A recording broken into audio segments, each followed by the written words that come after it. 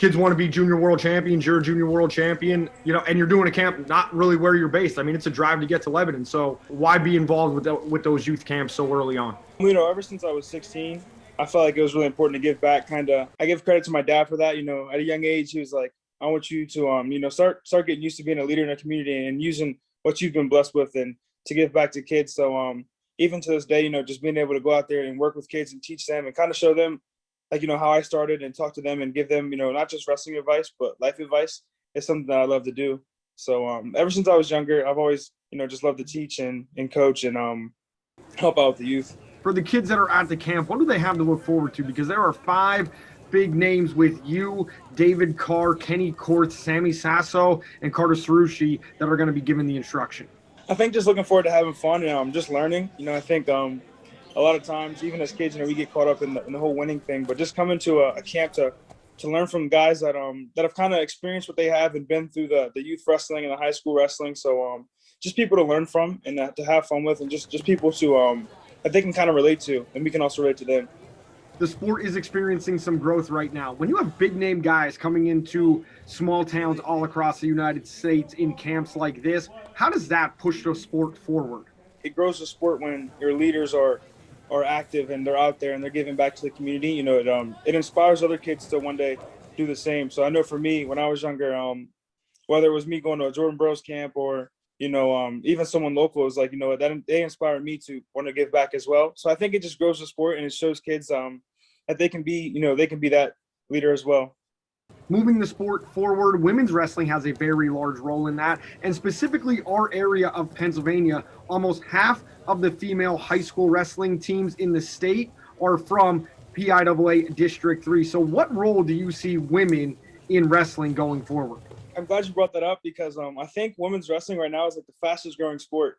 And even so, like in Maryland, or wrestling's never really been huge. And even in my area, we got a lot of young girls coming in wanting to wrestle, wanting to start wrestling. So I think it's great. Our senior level athletes do a great job at, representing themselves and, just being very vocal and letting them know, like, this is what a wrestler looks like. I know it was, I think Maya Nelson, she's a really good friend of mine. She wrestles at the OTC, but she kind of started a program and it was just like a picture of women. It's like, this is what a wrestler looks like. And it just lets the younger ladies know it's like, hey, I can wrestle too, because a lot of it in today's world, it's stereotypical, people and this and that. So for her, I think that was a great program, just let these young women know, hey, like I can wrestle as well. And I think it's amazing. It's really growing the sport.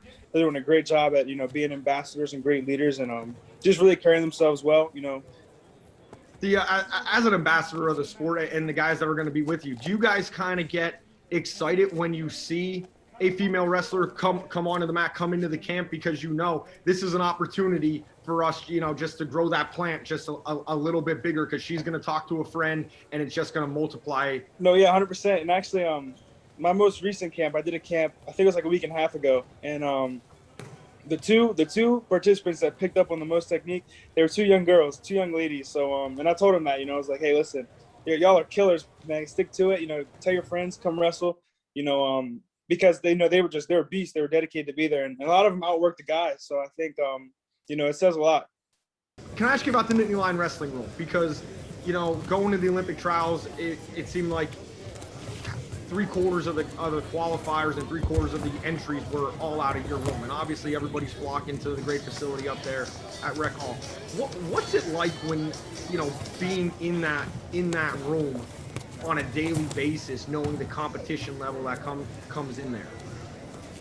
It's a blessing, just being able to be in there with a lot of people who have seen the success that I want to reach. Olympic champions, world champions, multiple time NCAA champions. So I look at it as a blessing and just a great opportunity to get better and pick those guys' brains. Every day I can go to someone different and learn something new. And like I said, those just them being trailblazers and kind of being ahead of me in those aspects. Just it's a great way for me to just learn every day and just get better.